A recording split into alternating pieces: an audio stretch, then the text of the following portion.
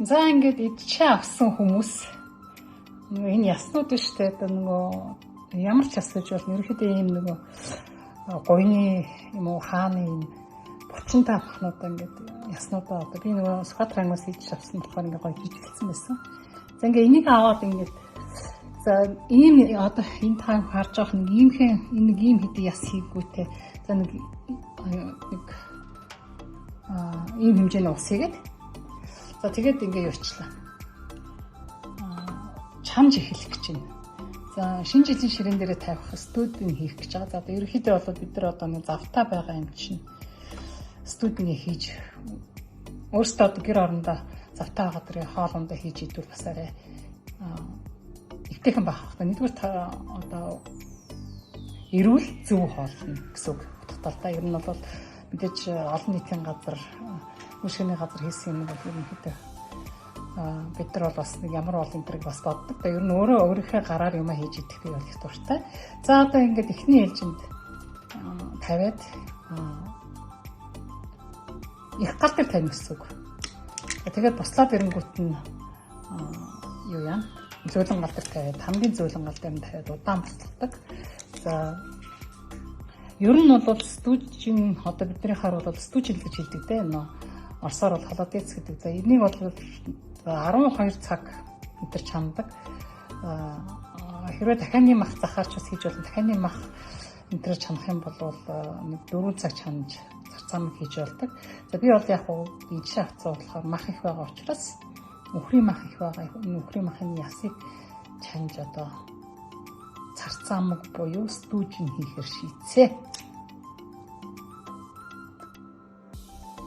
За студийн хийхэд мэдээж ийм нэг луун нэг ийм сонгон зэн сонгоны бол халсын нахгүй юм гоё ийм ягаан сонгон гадна талын мэдээж угаагаар тавьчихна. За тэгэхээр 2-3 ийм лаврын навч. За тэгээд хар перц нэг ийм өөрийнхөө хар перц гэдэг шүү дээ. За тэгээд яг энэ хэмжээнд бол нэг 2 халбаг хэрэгтэй давс орно. За тэгээд ер нь бол давс бол ихтэй явцсан одоо стужин бол бас гоё амттай болдог. За ингээд чанаад эхэлсэн байна. За тэгээд явцын туршид яг яаж хийсэн талаараа бичлэг хийгээд зөвлөнө. За одоо ингээд мах маань буцлаад эренгүүт нь за маш анхааралтай сонсдоо. Энэ буцаж байгаа усаа бүгдийг асган дахиад гэж ер нь ингээд шууд асган. Яг гэвэл энэ дээр нь гарч байгаа энэ хөөс, пен одоо энэ махны чинь одоо тас мас бүгдийг асгана гэсэн үг. За тэгээд асгачаад дахиад махаа дахиж угаагаад хийгээд дахиад хөдөө усанд хийгээд одоо дараагийнхаа чанах ажиллагаанд орно гэсэн үг. За одоо ингээд би энийг асгалаа. За ингээд бүх махнуудаа угаагаад яг гэвэл яснуудаа сайн угаахгүй бол нэг чансны дараа нь гараад идэг нэг дээгүүр нь юу яадаг. Хөөс гэдэг шүү дээ тийм махны тэр нь үлдчихтiin. Тэгээд бүх яснуудаа сайхан угаагаад дахиад хөдөө ус хийгээд ингээд тавьчихна. За одоо ингээд маш одоо хамгийн дээд зэргийн гал дээр тавьж байгаа гэсэн үг. Тэгээд буслаад ирэнгүүт нь дараагийнхаа үйл ажиллагаанд орно. За одоо ингээд агчи төр. За тэгээд мах маань дөнгөж нэг ингээд баг зэрэг ингээд буцаж байгаа юм. Ийм гал дээр тавина гэсэн үг шүү дээ. За ингээд 3 цаг 30 минутанд тавьсан махаа энэ сонгон нөгөө нэг сонгоноо ингээд юутаа хийцсэн 4 цаг хандлаа. Тэгээд одоо энэ сонгон бол хэрэггүй. За энийг гаргачаад эндээс давс мас юу ч хийгээгүй. За одоо энэ луун нөгөө бэлдсэн луунгаа дахиад хийчихнэ. За энэ луунгаа ингээд дахиад одоо тэгээд өхрийн махыг ер нь нэг 12 цаг 13 цаг чанах 8-аас 12 цаг. Тэгээд яг минут мах багтай юм чинь дээ. Луунгаа хийгээд одоо дахиад нэг 4 цаг чанчихна гэсэн үг. Тэгээд ингээд 5 дээр чанаад байгаа. Маш зөөлөн галтай. Тэгэл нөгөө түрүүн хамгийн анх нөгөө буцлан гут нь шууд зөөлөн гал дээр тавиад ерөөсөө зөөлөн гал дээр л чанаа ерөөсөө. Хизээч удаан нөгөө түргэн гал дээр чанадгүй. За тэгээд цааштай дахиад 5 цаг үлээ дээ. За би ингээд 7 цаг хэрэгтэй бараг 8 цаг чанаад тэгээд махаа гаргаад ийм буруу юунд ингээд яснаас нь угаасаа шулаад угаасаа шууд ингээд салаад унж байгаа удаан баталсан болохоор За тэгээд энэ луунгаа ингээд хэрчээ сууж байна. За луунгаараа ингээд энэ гурван юугаа чимээ дээр нь саримс хасаж хийн. За нэг ийм таванд нэг 1.5 саримс байх. За тэгээд гадаа шүлээ гаргаад тавьчихсан. За шүлээ гаргаж тавьдаг нөгөө дээр нь гадаа хүтэн байгаа учраас тосын ингэж шүүж авах гээд. За тэгээд тос нь ингээд дээрээ тунаад ирэхээр нь тосыг аваад за тэгээд дараа нь бас энэ нөгөө шүүдэг юм уу шүүлтүүрээр юм уу маалаар бас шүлөө дахиад юу яа. Дахиж ингэж шүүн. За тэгээд тунгалах шүлээ энэ дээрээ хийгээд тэгээд дээр нөгөө хүнсний ялгаруултаар дараад хөргөчнтэй хийгэн.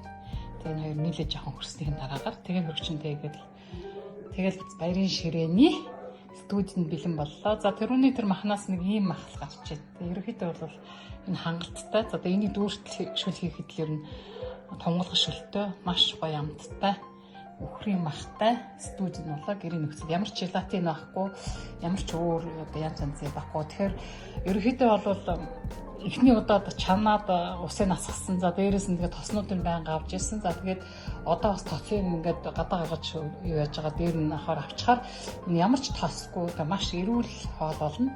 За баярын ширээн дээр бууз хийхгүй. За одоо тэгээд энэ коронагийн үед гаднаас дэлгүр хошооч авахгүй гэртээ байгаа юмараа ингээд өөрсдөө сайхан ширээгээ засчвал энэ сайхан одоо студид болчоор нь маргааш баярынхаа ширээнд за чинь нөгөө төр юм ба шүү дээ. Ногооны салааттайгаа холиод идчихнэ. За тэгээд торто мэдээж өөрөө хий.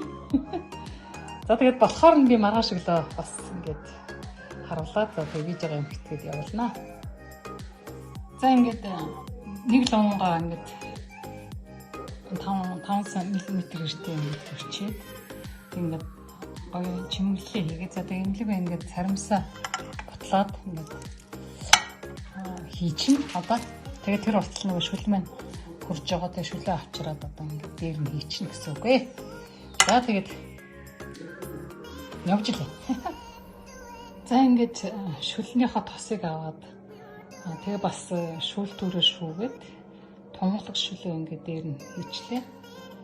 За ингээд одоо ингээд тослогооны температур хүртэл хөргөн хуйлаа ингээд мах цахтаа холдоод шүл нь хөрөөд ирэхээр нь зэрэг нөх хүнсний галгаруудаар битүүлээд өрчөндөө хийгээд хонуулна. За тэгээд маргааш идэж үзэндээ гай болсон байх хэвээр. За ингээд хонуулаад өрчөнд хонуулаад одоо ингээд ялгар боллоо.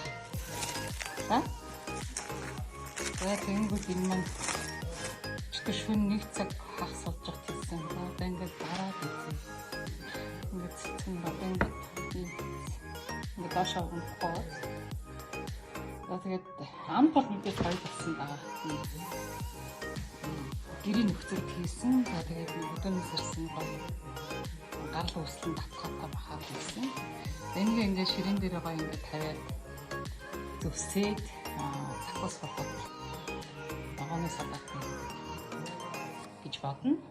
Энэ гэхдээ өшөө өнөөдөр өдөөс хойш бүр сайн болоод явчихна. Одоо нэг бас ямар ч тав харж авах ингээд яахгүй.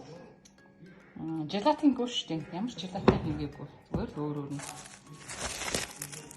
Тэгээд яг хаа завтаа он чи ер нь бол холод юу энэ студид хийхэд 12 цаг зарцуулна гэж бодно. Гэтэ ямар гал дээр тавьчих штэ. Тэгэхэд буслахчаад за эхнээс нь ахуулаад би дахиад нэг хэлээд байгаа. Ер нь бол эхлээд тэр махаа хийгээд усаа хийгээд би түрүү харуулсан байгаа видеон дээр тэрийг хийнгүүтээ буцалгаад тэгээд буслангууд нь усыг асгаад бүх махаа дахиж угаагаад за дахиад усаа хийгээд махаа хийгээд дахиад буцаад ирэнгүүт нь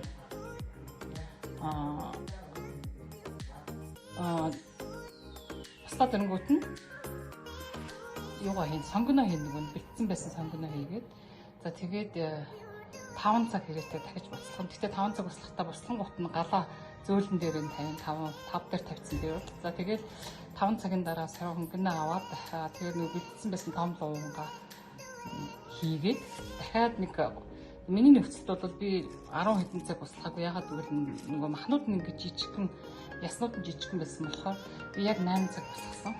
Тэгээд дахиад нэг цаг хэрэгтээ нэг хагас цаг 30 минут босгож агаад дуунгаа аваад за тэгээд дуунгаа авахгүй юугаа бусад амтлагчнуудаа хийн нөгөө перцээ хийгээд цагийн өмнө хийн. За давсаа хийгээд 2 халбаг давс хийсэн байгаа. 2 цааны халбаг дүүрэн давс ихтэй авахтаа зүгээр. За тэгээ юугаа хий. Перцээ хийгээд даврын навчаагээд нэг цаг хэрэгтээ бацлаа. Тэгээд хамгийн аваад тэгээд бүх юмудаа гаргачихж агаад махануудаа гаргаад махнуудаа яснасаа чи угаасаа ингээд 7-8 цаг болцсон мах чи ингээд өөрөө яснасаа саадчихна. Тэгээд жижиглээд савруугаа хийгээд сармис хийгээд дуунгараа одоо гоёо. За тэгэнгүүтээ гадаа гаргасан нөгөө шөлөө нэлийн гадаа хүйтэн байгаа юм чинь тавьж байгаа нөгөө тосын шүүгээ тавьчих. За тэгээд тосын шүүж авчаад дахиад нөгөө марл шүүгчээр шөлөө шүүгээд хөргөөчин. Тэгээд энэ махан дээрээ сармисаа хийгээд махан дээрээ нөгөө таван дээр тавьсан байсан махнууд руугаа шүүсээ хийгээд тэгээд ингээд руугаар ингээд хүнсний ялгаартай бичээд тэгээд хамгаалчих. За ер нь бол амархан уу. Тэгээд юм хийж явахдаа л хийчих штеп. Тэгээд яг сонирсон хүмүүс нь тэгээд дагаад хий гэж болно. Хэрвээ тэр нөгөө одоо хөлний мах, булчингийн махыг тэрчгээр нь хийж байгаа бол жижиглээ хөл тэрчгээр нь хийж байгаа бол 10 цаг 11 цаг босгочиход болно. Ер нь бол 12 цагт босгодог. Махныхаа хэмжээнд шалтгаалаад миний ухаан махан жоохон байсан болохоор би 7 цаг босгоод аяндаа ингээ харахаар тэр махан бүр ингээд цавуулагдаад болоод ирж байгааг мэддэг байхгүй. За тэгээ амжилт хүсье.